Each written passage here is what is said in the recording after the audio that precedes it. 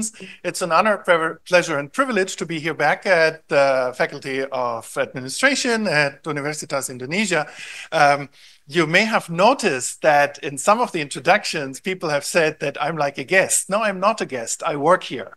And this is why I like that my first identification, as it should be, this is proper. This is my third professorship after Tallinn and after UCL. And once I'm here, it's my first one. So this is exactly correct. And it's very, very nice like that. No, I better take this because I'm a walker. Thank you so much. This is better, the sound system. Yes, but then I trip over the... Okay. Is it really a better sound system? Actually, I could even talk without it, but I think because people are online, I have to take the microphone. I know how this is. Now, this is more free. If it works, let's do it like this. Anyway, so as you have heard, the topic for me today is innovation for higher education and the future of the university. This is not a topic I picked by myself, but this is the typical extra lecture because tomorrow is the book launch of the Innovation Bureaucracy book. And then since I was here anyway, the custom is that you give another lecture. And this is the lecture here occupying your Wednesday morning. I was supposed to do both the book launch and this lecture together with my colleague Erkki Karo, who is the head of our department in Tallinn and who is also my academic grandson. That means he's my first PhD. Yeah, but he's also my boss now. And he was actually here. We were supposed to come together. He's also a co-author of the book. But then because of family circumstances and very, very severe health event in his wife's family, it was necessary that he returns to Europe immediately, and that's why he unfortunately cannot join us. One of the reasons, I think, why the lecture topic was chosen was because Erkki Karo and myself, we authored this piece called The Future of the University in the Age of Sustainability, Balancing Transformation and Persistence. Now, this would have been a lecture like a dialogue about what in the university needs to be preserved and where do we need to go the road of adapting. And actually on innovation in higher education, the Vice Dean has already said everything there is to be said, so I don't need to talk about this at all anymore. But the situation I'm now in is that what was supposed to be a dialogue is a monologue. It's just me talking. And so what you will hear this morning is not this lecture, because that requires 55% of Prof. Erkki, but it is my own take on this. And it is a topic that I have dealt with, as Prof. Echo kindly mentioned, both as a civil servant and as a government advisor in many areas, as well as it's actually one of my academic interests. It's what's called academic administration. That means how to run a university, partially goal-oriented. And as was mentioned before, my main civil service experience here was to be an executive secretary with the German Science Council under the German president during reunification, which was the biggest restructuring based on assessment of a Western university system ever, down to having been the president of the main European accreditation agency for public administration.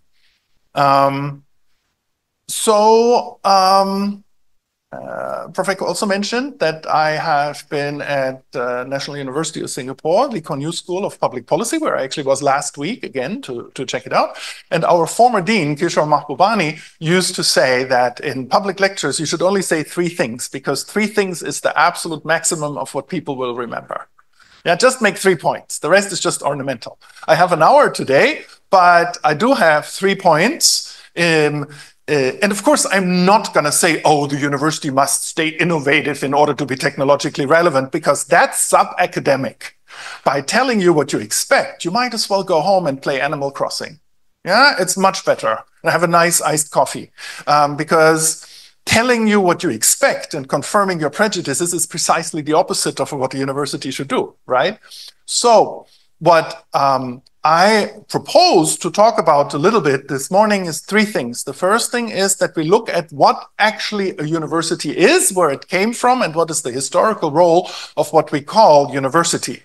Notice there is no Bahasa word for it. It's universitas. This is this Latin word that emerged at a specific point. Universities are not natural. They're created for a specific point, but they're extremely productive. And so we'll look at this a little bit. What is it actually supposed to do? Then we're looking at the two main challenges that we have where a form of innovation is necessary. And I will very briefly mention what innovation actually is, because it is one of the most abused and misused words in the social sciences today. Tomorrow we have the innovation book presentation, so I will just briefly refer to that, but still that's important. The two main challenges that I see for the university today is two. The first is artificial intelligence and the question of whether that will lead to an abolishment of the university at all. Little answer here, no, it will not. And the second point is the radical changes in the United States in the last 3 months. That is important because the university system that we have today, the carrier country of this was the United States. Yeah, the reason why we have universities. Why am I talking to you in English? Well, partially because I'm not a very educated person, and that means that my Bahasa isn't very good. I should speak in Indonesian to you, but I don't. But why do I speak in English? The only reason for that was the academic and cultural dominance of the United States. Not anymore Britain. This is the reason why I speak English to you and why you understand me. Yeah? That reason is pretty much gone. Yeah, we have just not realized how gone it is. And so this is something that we need to address. So first, role of the university. Second, artificial intelligence. Third, Trump. That is my 3 points for today. Yeah?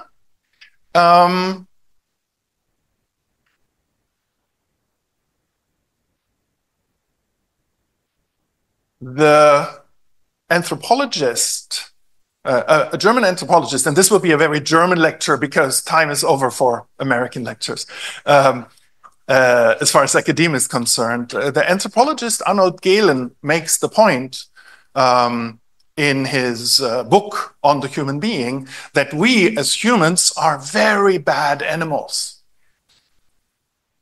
We are animals also, not only, but also, but we are really bad. We are deficient beings, he says, because there is no natural environment in which we can function really well. Look at us. I mean, our teeth are really weak. We can't run fast. We can't smell good. We can't see. We can't survive at normal temperatures. We're just really bad. If you have a conflict with a bear and you have nothing else, the bear is going to win, or the tiger. Something like that, right? So what do we have as humans that make us special and actually dominant in the world? And the answer is our brains, in most of us, shall we say, not all, but many of us. I mean, I know a lot of people who are less smart than ducks, but that's not the normally people are smarter than ducks. What that means is that the brain power, the reflection, the creation, the influencing of the natural environment, which humans can do, but nobody else can do. Yeah? We can influence the weather. We can build shelters against weather. Animals cannot, right? Things like that. We can build tools or machines. In the end, artificial intelligence is a form of information technology. Information technology is a form of technology, and technology is actually starting with tool creation with which the human person begins. The first tools we have are these stone blades, the splitting of the stone, the sharpness, which creates better nails than we have because our nails are just the worst, you know? I mean, for fighting. No personal remark here. I'm not saying that your nails are bad. You can, of course, get a manicure and stuff like that. But the manicure doesn't help you win against the bear, whereas the flintstone does. In the sense, it's all the same. That means that reflection, thinking, being aware of who I am, stepping out of it, and everything like that, living in our environment is not incidental, but fundamental to the human existence. Yeah, it's a principle that makes us as a species able to live. It's that fundamental. Now, how you institutionalize that, how you form that, there are different ways possible for this, but I will get to some of the most fascinating aspects of that in a while. But one can say that all of the large civilizations of humankind have come up with a structured form of higher education and knowledge production, but the one that has won the day and in which we are right now is actually a global Western specific invention. Yeah? There are other traditions as well, imperial academies in China, madrasas, and so on, but these have not won the day. These are supplementary today. The global system is the Western university. That doesn't sound good from a colonialist, post-colonialist, decolonial perspective, but that is how it is, right? It's also so here. And everybody has agreed with that. Even China has a Western university system and ranks its universities by Western criteria. Beijing University, Tsinghua University, Shanghai Tech, and so on, Jietong. These are actually Western universities run by Chinese. So the beginning of a sophisticated level, the first blueprint of it, is the emergence of the idea of academic reflection. This is where actually the word of academia comes from in ancient Greece. And of course, with Plato and Aristotle, with Plato symbolizing the theoretical inquisition, thinking about concepts. This is now a very primitive short outline that I'm doing. And Aristotle with being concerned with practical solutions. Not in a polytechnic way, but on how to actually operate human living together in time and space. This is why in this famous painting in the Stanze di Raphael in the Vatican, you see Plato pointing up to the ideas in the sky and Aristotle looking at what is actually happening empirically speaking. Yeah, this is their gestures. And this is very, very important also in one of the basic understandings. This is one that Aristotle has phrased, that the goal of science and of inquiry is always dual, and that is to understand and to improve. And these are two different things, yeah? So that if we say in public administration, we want to know how bureaucracy works, but we also want to improve bureaucracy of how it gets better, and better means, of course, better for the people, not for bureaucrats. So, or somebody else. So this is the situation, this combination of understanding and improving. And what normally social science theory says is that the two are connected. If I don't have an ethical idea, I don't understand systems. Yeah? If I don't know what better means, how can I understand what's there? But how can I improve a situation? How can I get it better if I don't know empirically what's actually happening? So the two are closely connected. How I do this? So this is a traditional setup. This is at the basis of Western science. The clicky, I was told, is a bit, yes. Now, when we talk about the possible end of universities or university structure or education or higher education it being taken over by AI, the Oxford anthropologist Rodney Needham, in his inaugural lecture, that means the lecture when he became a professor first at Oxford, to have the chair, makes a very interesting point. He, by the way, he was also an Indonesian field worker, so he did a lot of field work in Borneo, actually. So very important anthropologist. But on a general theoretical level, what he thought was, what institutions do all societies at all times in all places have together? What do we find everywhere? In the jungles of Borneo, in the streets of Manhattan, in Burkina Faso's countryside, in the farming in France? What do we find everywhere the same? And this is what he calls primordial institutions. That means institutions that humans just develop. Positive ones, there are more negative ones. But positive ones, he could only find 3 that you find in all societies. Can be contested, but that's his point, and it has been very relevant in this lecture. First is dance. Everybody actually dances. There is no society without rhythmical dance. The dance can be very different. most people, this is something that Westerners don't often understand, and people in Asia understand better, most people dance without touching. So they touch individually in a group, not holding, not couples holding. The second one is athletic competition. There is no society without sports.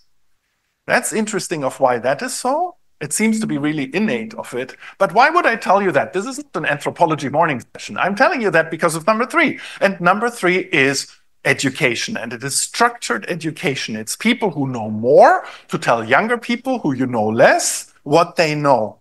So it seems to be part of the anthropological scaffolding of the human person to have structured education so that any form of logical change or progress will change that is as likely is that people stop dancing or playing soccer. Is not going to happen. Yeah, it sticks with us because it clearly is important.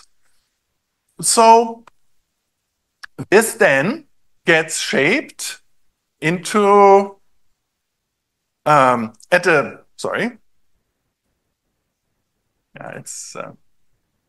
we're talking about these top technologies and then the little Logitech. Okay. The higher form of education after the basis one in the structure of a university, that means that basically adult people, the point of universities is, if you look at yourself, you're adults, you're not kids, you don't belong into a school. This is why universities are not schools. If universities get too schooly, they are not university, they're just schools with the wrong label, right? That's the problem with the polytechnics. So the idea of the university to have an advanced level of society emerges around 1,000 years ago, not earlier. So the university, as we know it, is only 1,000 years old, and it is universal, hence the term universitas. What does universitas mean? If you think about the word universal or universe, it means all and everything. The original claim of the university addresses a society that thinks that it is universal. So the first university we have is in Bologna, in Italy, and it is at a point when Italy is leading Western civilization, so it's at the main hotspot. And this is a time when people in Italy think that our way of thinking, our way of philosophy, our way of life, and our way of religion are universal. If you do not believe what we believe, you're just behind. But at some point, you will join us. This is where the universal aspect of the university comes in, because the basic understanding of the world is one that everybody shares because we are all one, not in one O-N-E in that sense. The reason is not that there is a truly global vision here, but that you think that your local civilization is applicable to everyone. This university is largely not practical, but it serves primarily the education of priests and other teachers. Not only, but also, but it's a global thing. It is not, and here we come back to the Weisstein and his speech, it is not solving societal problems. So this university is quite detached, quite nice, quite beautiful, but something that from today's perspective, you have to be able to afford.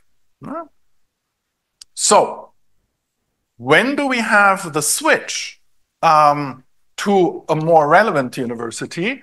That we have almost exactly 500 years ago, in the year 1527. And this is my PhD alma mater, University of Marburg, which in 1527 gets founded. And this is not by accident, because then the two dates you would, or the two topics you would talk about if you talk about Europe at the time are Renaissance and Reformation. So these structure the thinking about the world. And Marburg is the first university in the West without a papal license. So it's not universal, but it is for the state, the kingdom of Hesse, which still exists. And the Prince Elector, Philip the Magnanimous, he wants a university in which people are educated that he really needs in order to solve things. So since then, we have 4 faculties. Now here we have a faculty of PA, which I really like, but originally, the original faculties of the university, and the university, we can really say with this name, have been four. The one is the Artes Liberales. This is just the general stuff, but then three specific ones. And the three areas are medicine, theology, and law. Why do we have medicine, theology, and law? Because the king wants educated people in theology under his control so that you don't come up with any freaky religious speculations and endanger the state. And also, remember, this is the first Protestant ruler of this area. He doesn't want interference with papal theories. And medicine is clear because public health, if you don't have that, everything fails. Public administration in ancient Rome emerges primarily as a public health concern. This is a very, very important thing for those who criticize public health as being too much of a state job. It's an original state job. But also one more thing, the medicine professors are usually the best doctors in a country, and the medicine professors at the top universities are the personal doctors of the king or the prince or the emperor. And so that's why they are so interested in that, because, you know, if you're sick and it's early days of health, you really want top medical people to take care of you. So it's a very personal consultation. And why do you need lawyers? Well, lawyers at that time, this is the PA thing. The lawyers are running the show. The lawyers that are educated are not lawyers in today's sense, people who, you know, do a civil lawsuit, but people who have an overall view of general law and therefore run the state, if you will. So it's very practical, and this is the rule of this is the idea of the university. And why I am giving you these history lectures in the context of this innovation thing is to say it is very clear what the university should functionally do, and you adopt to the technological change, but this mission has actually not changed. Yeah? This is still the same, and the university is so good as it works.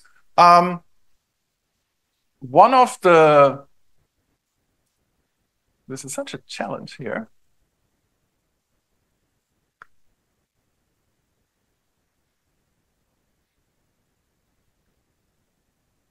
You know, I do have, oh, here it is, yes. So, the idea of the university is that the best people do it, but it is also something like a general trade. The person who advised the ruler of Hesse at that time was this man, Philipp Melanchthon,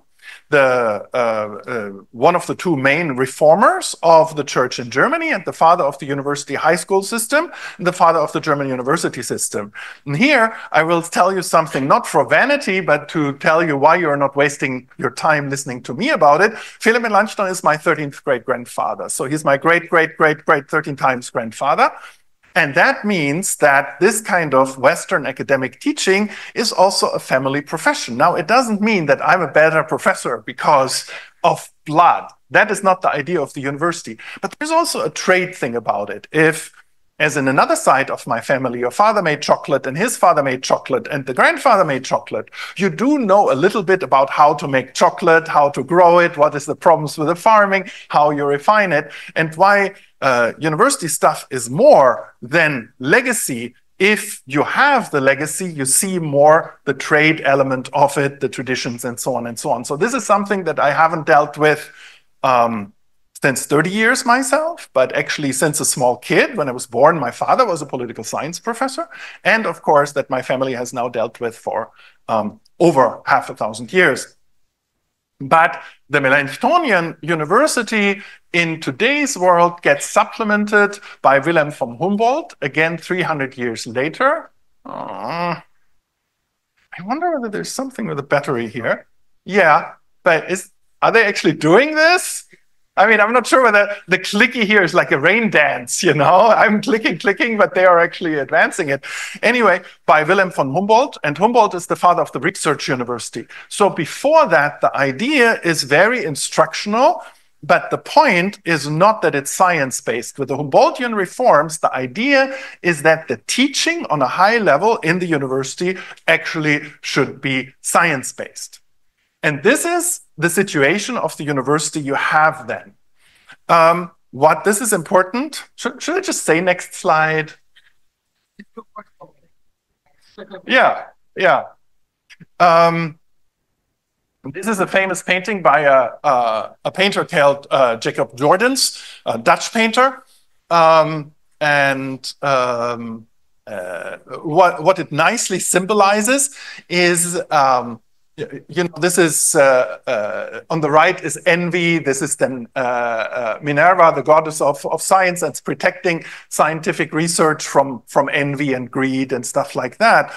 Why we use this as a symbol is one of the things that I think is very important to talk at this point, also in the Indonesian, also in the global context in 2025, is that universities, while important, if you will, on a purely theoretical level, are state creations. They need the state support, and they need the protection by the government to function as they do. They have never been completely autonomous institutions. State interference in the university is the normal setup. Universities cannot live by themselves and without state support. If they do, it's an exception. That is very important for the current changes, right? And for what academics think the university is about, and it's very important for the focus of the university. Now, if you think about it, academic autonomy and the university being critical, evaluating things, comes from the better insight of the government that if you are surrounded by advisors who just agree with you, if you just get yes men, and if you get just people who endorse the current state of affairs, this is bad for developing of your country, and it's also bad for yourself. You know, it's the kings who surround themselves with people who say, you're so great, you're the best, you're the king. These are the ones who end up being hanged on a lantern in the revolution. Yeah? So it is the better insight of the government. The reason for academic autonomy comes from the insight of the government that academic autonomy is better for state and society. For this, however, you need a halfway competent government. If you have a government that is either evil or stupid or both, they will not want this. If they're stupid, they don't realize how important this is. If they are evil, they actually may not want, just like with PA reform, but I will get to the US later. We cannot assume that rulers act in the best interest of the people. We cannot assume this. This happens, but it doesn't happen always. And in 2025, we have to acknowledge it happens less and less. Yeah? So we have actually a slide. And even if we make a difference between good governance and democracy, even non-democratic regimes that act in the best interest of the people, classic example, I always bring that, is Singapore. It's not a democracy, but it's a government that acts in the best interest of their people, to which over 70% of people agree. Yeah, so this is this kind of specific thing. This is when you allow a certain form of scientific inquiry, advice, and all of this sphere, because you know this is necessary for pushing the boundaries, for staying up technologically, and so on and so on. So I think this is really important. Now, next slide, or next move. This kind of university can also be threatened by fashion ideas or other things. The last one that we have was the new public management. The older of you may remember this, also from PA reform. This is an illegitimate transfer of business practices into the university with KPIs, with performance, rather than letting it just go, which is the old idea. This is, of course, a joke thing. I love NPM. It means the National Palace Museum in Taiwan, which is not the new public management, but it's just a nice slice with I love NPM. The important thing here, perhaps, is to say that this kind of indicator-driven ranking professors' performance by citation, ranking universities in a certain way by output and so on. A legacy of the NPM comes from one place and one place only, or actually two places, and that is Anglo-America. Because what has happened after World War II is that the old multipolar leadership situation of universities narrowed down to an Anglo-American leadership of the system, in which the idea of what a university is, how you're a top professor, how you get a Nobel Prize, and so on, was determined by criteria entirely developed in Anglo-America. That leads to the fact that in almost all university rankings, amongst the top 10 universities in the world, there are 7 American universities and 3 British universities. And this is why it's so comfortable for me to be at IIPP, an elected professor, because that is one of the 3 British universities. So I'm not talking sour grapes here, but I am actually at a university which is top 10. So it's much easier for me, much more credible to say, these are stupid rankings. If you say that, if you're at the top 1,000 universities, it sounds like you're complaining because you're not getting highly ranked. But our faculty, the Bartlett, is in the last rankings, the #1 in the world. It only has one competition, that's MIT. This is built environment, and just between us, we are just there by accident. I'm not an architect. I don't know why. I mean, this is just university politics, why we're there. But still, it's the #1 faculty in the world. Does that mean anything? I would say no, it means nothing, especially if you look at the tasks of the university. But the reason, and I have so much to talk about this morning that I don't want to go too much about this evaluation and indexing, but what my point is, the way we judge university quality today is based on empirical criteria set up entirely in Anglo-America for Anglo-American purposes. Keep this in mind because, again, my third point will address of what that means in April 2025, because we live also in universities in another world than we lived last Christmas. Yeah, so it has radically changed, and that is important. And now if you could give me this bottle for a small sip of, no, this one is already open. Thank you. Don't want to waste any resources here. Next slide, please. So I'm permitted the water sip because I get to my second point. Now, incredibly broad, incredibly simplistic what I was saying here, but this is what you have to do if you have, I mean, if you talk about the role of the university in modern times, it's usually a Sunday speech, is you just say, you know, what we call Sunday speeches with no meaning, you just do a performative talk. If I want to take anything on, I still need to be very, very broad. And many of the things I've said before, there are many buts and many limitations. They are different in different contexts. So please forgive me for that. But in the 1 hour we have, we just need to look at these various things. So if we think in a mainstream way about technologies dominating our times, and if we think about technological challenges that need to be met as well as pushed, again, I come to the speech of the Vice Dean before me, then the main technology that determines our time is IT, information and communication technology. For you, even more than for me, but even I am here on this stage with my mobile phone. Why? Am I gonna, send somebody a WhatsApp message while I'm lecturing to you? I don't think so. But it is so because this has empirically become part of my body. And if I'm too distant from my mobile phone, if it's over there, I will feel nervous and I will give you a worse lecture. And American empirical research at the University of Minnesota has shown that if you're more than 50 centimeters away from your phone, you feel bad.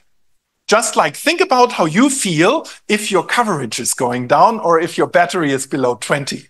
You feel physically insecure. Why? Because it's become part of your body. Information and communication technology is the main technology of our time. if we're talking about technology, ICT is the main one. Within ICT, the most radical and new way that promises a radical shift in how we approach reality is artificial intelligence. New technologies are pushed through very often with high financial gains and a high element of fashion. Because the reason is that people who are younger than 35 don't like new technologies, and you can only push a new technology in society through if fashion and ideology also speak for it.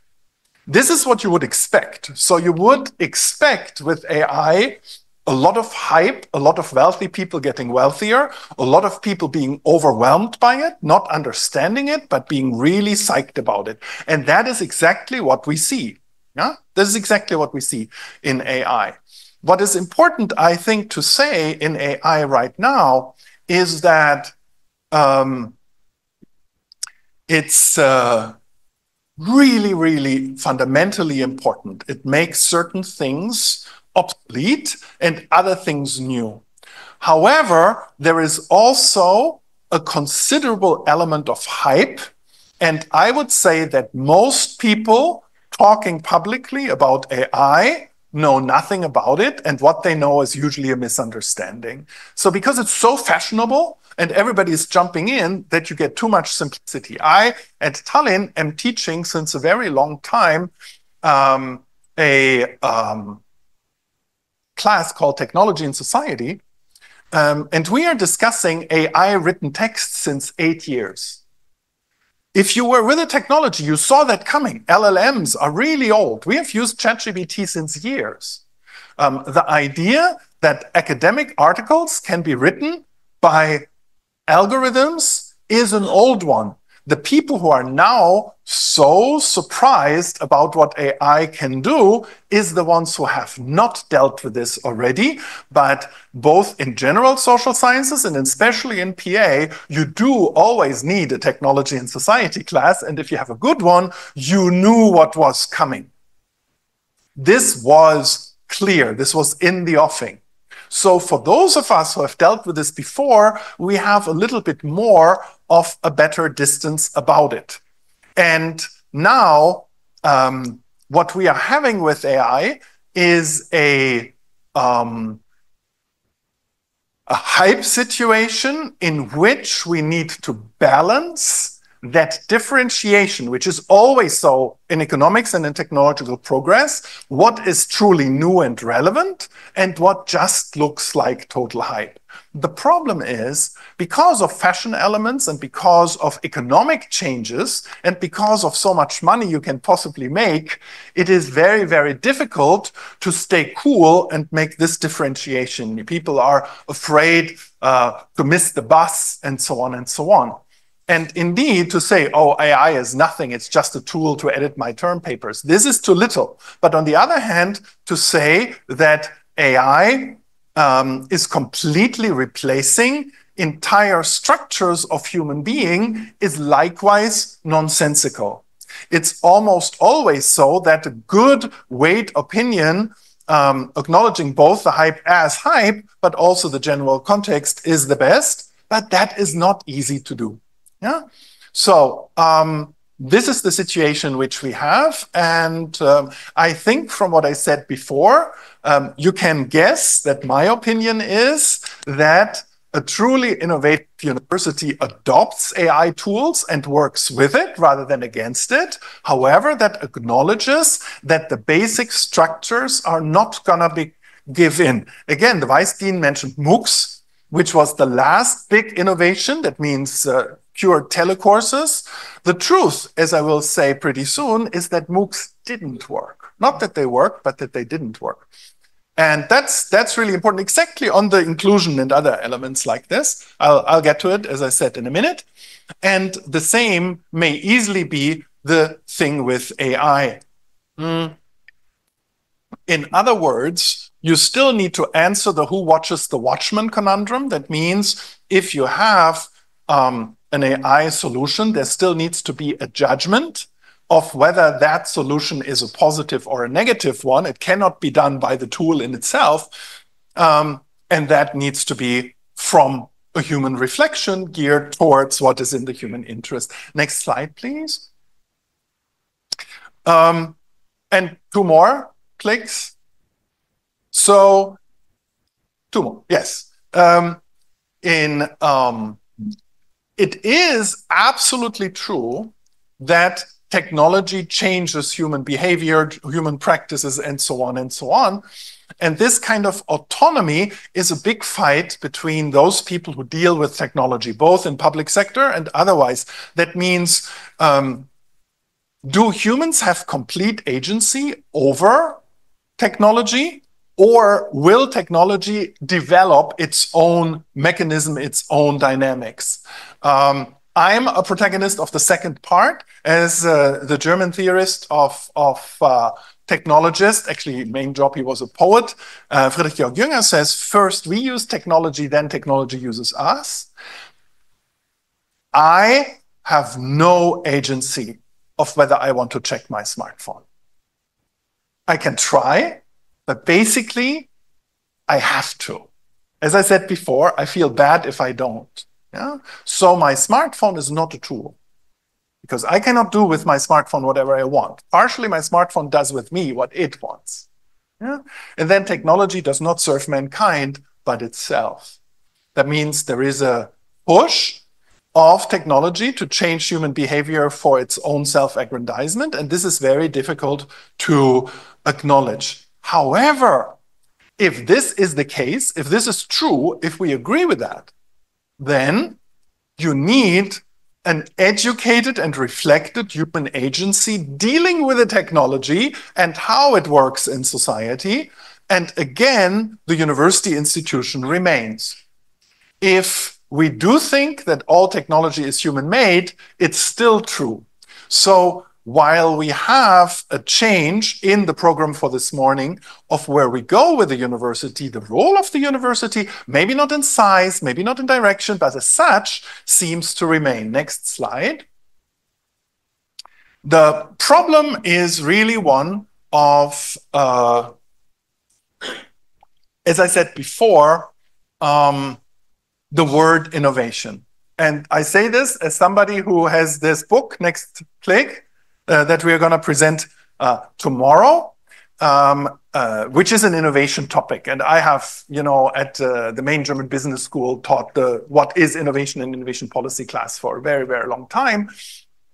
The problem is that innovation, just like AI, is a fashion term. And we use it if it, what does a term mean?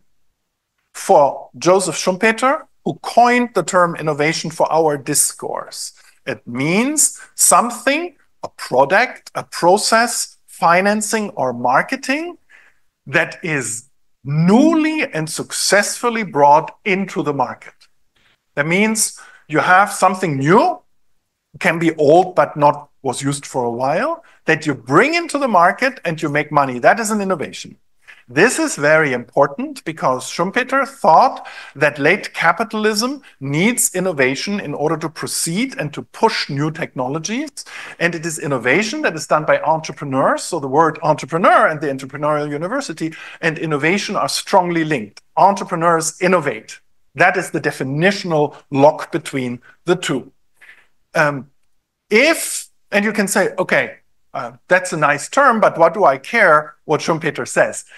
It is that meaning of innovation that leads to societal progress and of countries staying competitive in the fields where technology is moving. And that is why you need innovation policy, because entrepreneurs don't automatically innovate in areas that are conducive to the development of a country.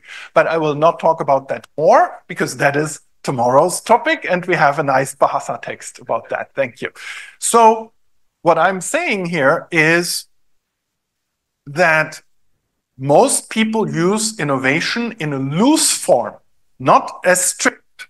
So social innovation or something like that.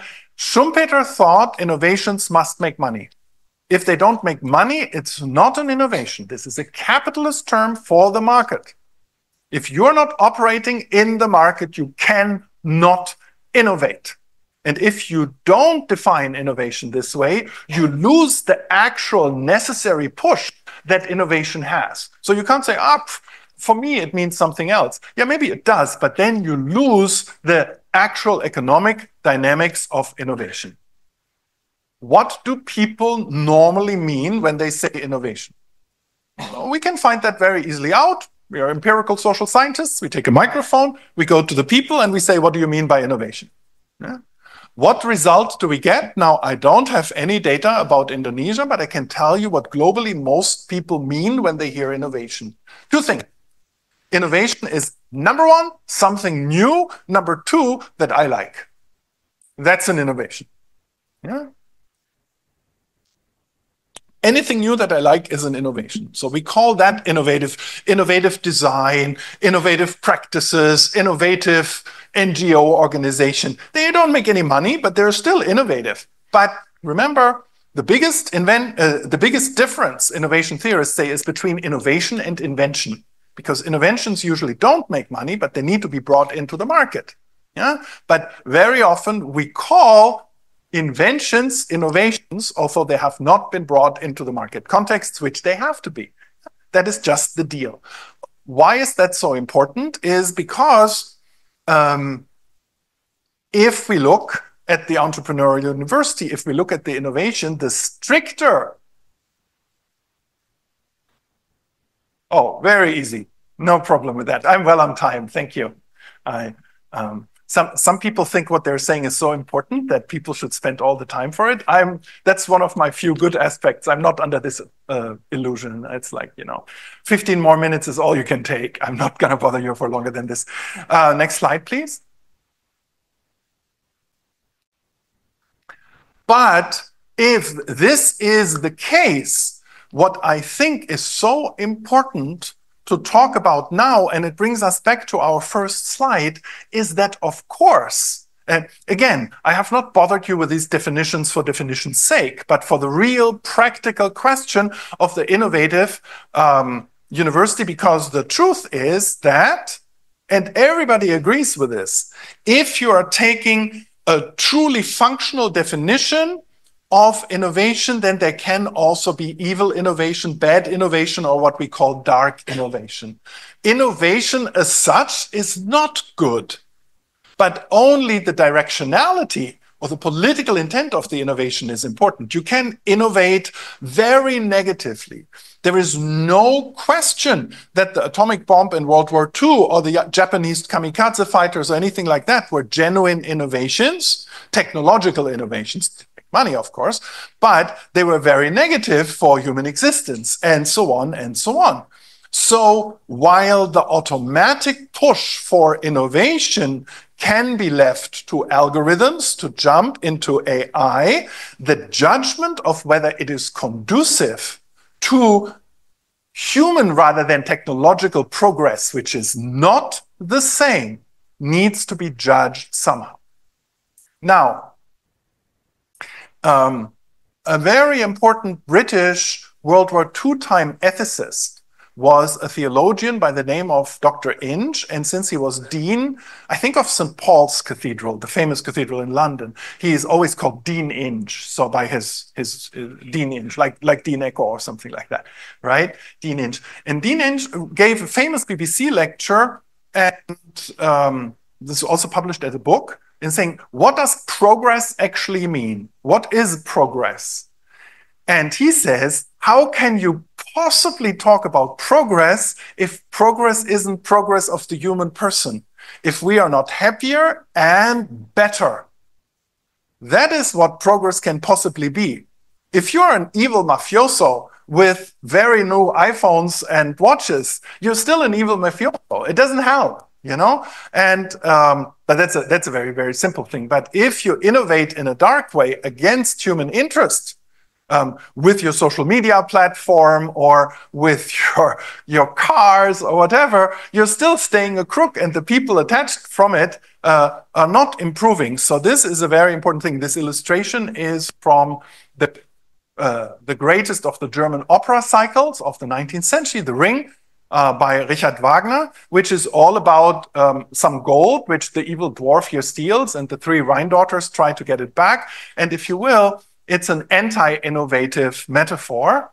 It's 4 evenings of very grand opera, but basically it's about that the dealing with natural resources to a progressive looking effect may be very negative.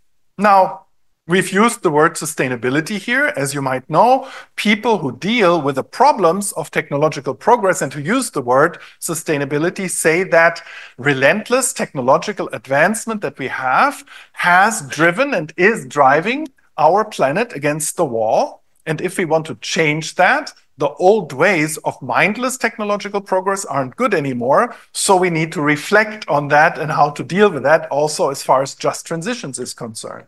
Where can you possibly discuss this if not in the university environment? That is the point here. So what I'm trying to say, that even technologically innovative university still needs the university in its classical form as a scaffolding, as a corrective, and as a context. Next slide.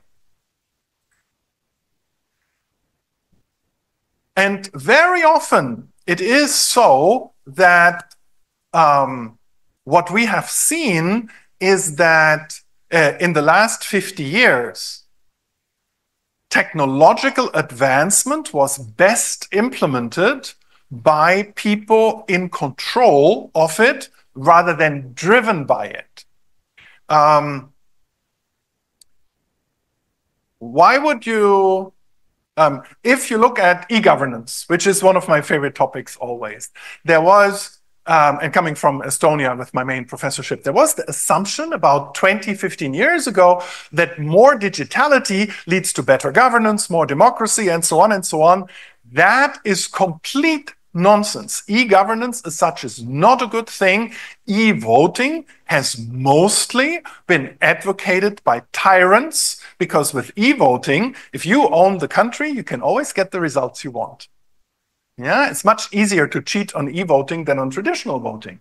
The original father of e-voting in Europe was Vladimir Putin. Because you say, oh, today I want 97.6%, 98.1, 98.8. Yes, thank you. Can I have 98.8? And then you get 98. And Estonia, the pioneering country of e-voting, how it actually technically works, how people vote, and that there is a connection between the vote made and the vote counted, about 10 people understand. You need to trust these 10 people. Democracy is not about trusting people. Yeah? So we have a catch here. Does IT competence in 2025 means being technology driven? I'm sure you've seen sometimes people as we need to have a more data driven or more technology driven kind of thing. That's a nonsensical phrase. Or do you drive technology? The leading countries in digital governance, Finland in the West, Singapore in the East, have strong bureaucracies who themselves drive the digitality and will not accept being driven from the technology side. Programmers, be quiet. You know, you can deliver, but then we judge. Yeah, this is really important. And why I'm mentioning that rather than grandstanding in this context here is because of this. This shows a Confucian, highly hierarchical Chinese system. The question is always, how could these Confucian hierarchical bureaucracies be so technologically progressive as they are? The reasons for that are complex, but the fact is that is why digital government and democracy are not connected in any way, nor is anti-corruption, because a tool can be used either way. And so you need an element to judge the outcome. Next slide, please. And then what I mentioned before, MOOCs and long distance learning, both originally, the first studies we have of that were already 50 years ago in Australia. These were the first where we had distance learning. And the nicest ones are the results from COVID, when so much education was put over. But if we think that there is an inclusive, an equity, a justice element in education, then this actually gets harmed by online education rather than helped. Why is that so? Why do underprivileged people suffer most from digital education? Wouldn't it be so that if you're poor and in your little hut somewhere, you see the online course, you get better education? Well, the problem is, and not in university education, but in earlier education, of course, that if you see the program, it still doesn't mean you're studying. For studying, you need your parents to push you. And for that, you need a middle-class existence with parents who push you. And that's a real problem. And that is why families in which this is the case, this is not substitutable, learn more from digital education than the ones which are complete self-starters. They learn more in actual school environments. So we cannot assume that the use of artificial intelligence in higher education brings the right results, but especially not beneficial results.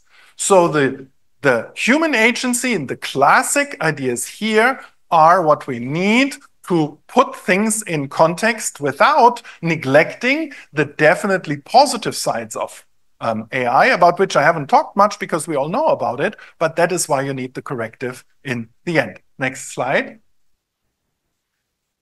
That sounds a little bit romantic. This is what this slide is here. But on the other hand, the accusation of romanticism in technology and higher education has always come from places that made a lot of money with not being romantic and made a lot of money from pushing technology through. And that argument needs to be questioned also. Next slide.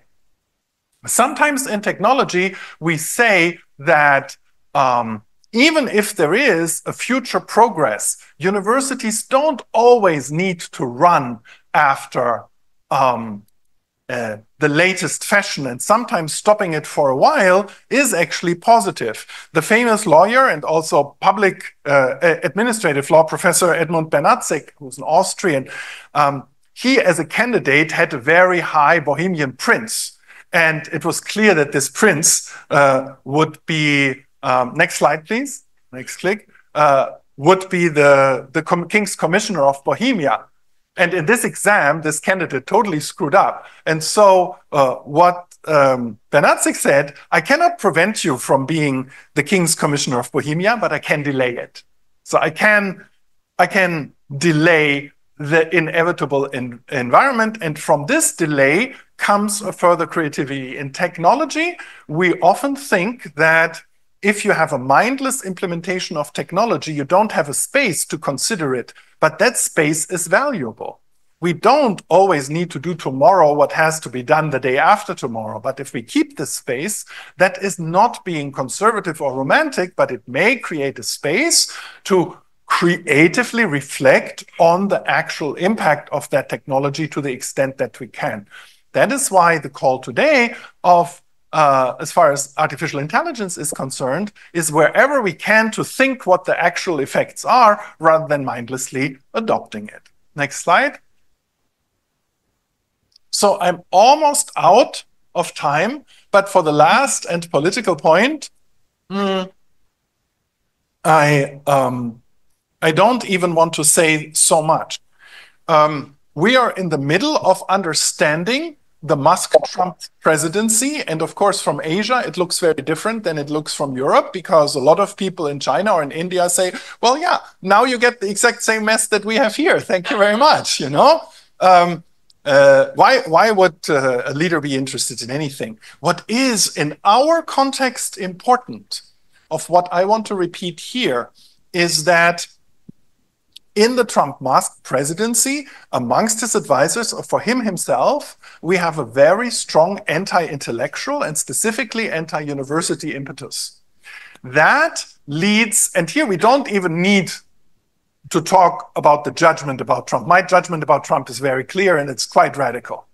But that's not important. What is important is that, as I've said in the beginning, our university system, including Universitas Indonesia, was a university system that had emerged from this tradition, ancient Greece, Bologna, Marburg, Oxford, Cambridge, and so on into that today. If you ask normal people the name of a top university, what they will say is Harvard or Oxford.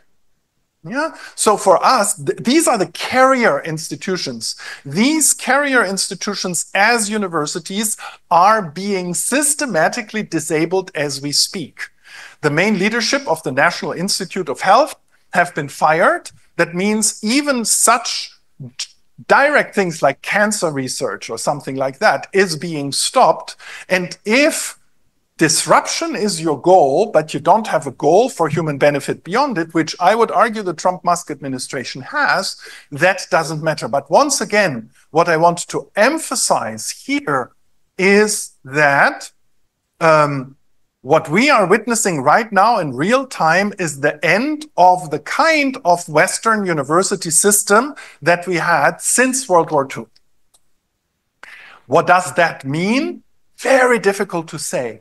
Various things. But for instance, that the citation counting, the publishing in English language journals and so on, that must necessarily decline because there are no carrier universities that push that. If you have nowhere to go, does it mean that the British universities are coming back?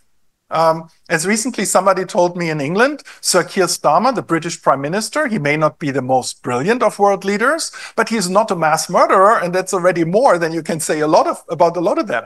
Yeah. So will it be that the intellectual legacy goes back to Europe where it started?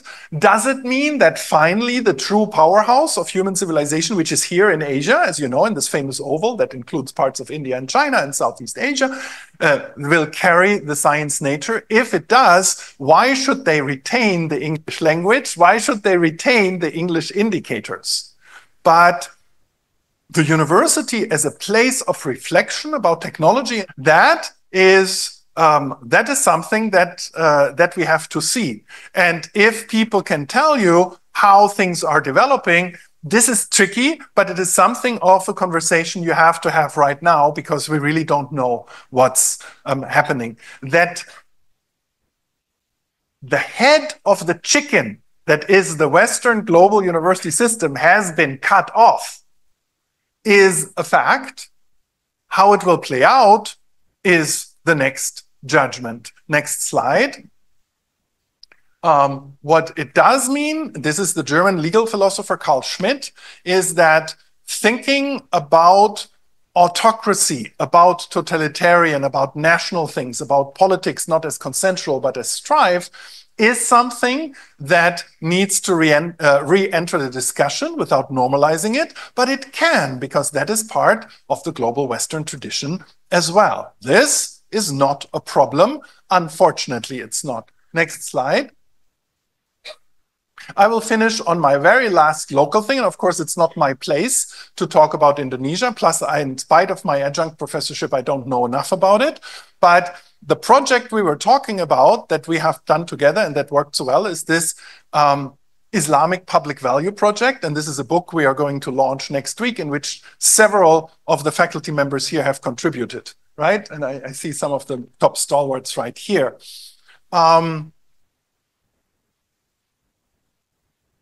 The Islamic countries have adopted the university system, but there is Islamic traditions that are quite going along in the same thing. So in the Islamic tradition, the institution of the university is differently connotated. However,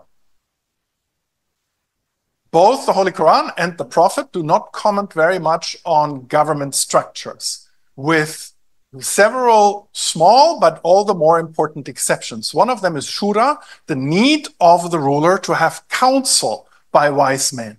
That is why no matter who is the ruler of a place, no matter who makes the decision, needs to listen to wise people around them and then make the decision. You don't need to do what these people say, but you do need to listen.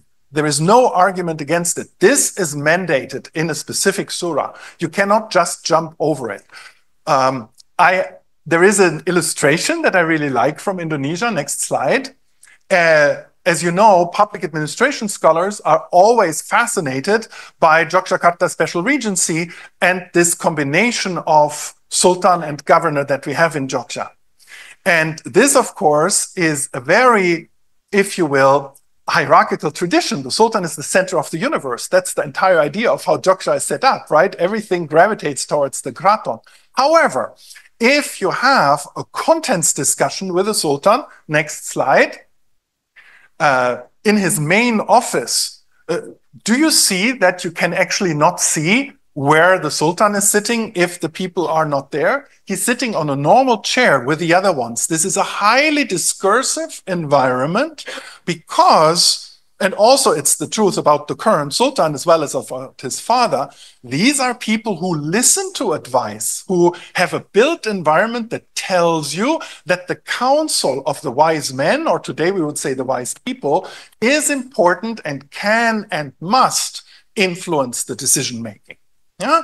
So this is exactly the kind of tradition that I'm talking about it. This cannot be replaced by ChatGPT. Rather, you need to inform that.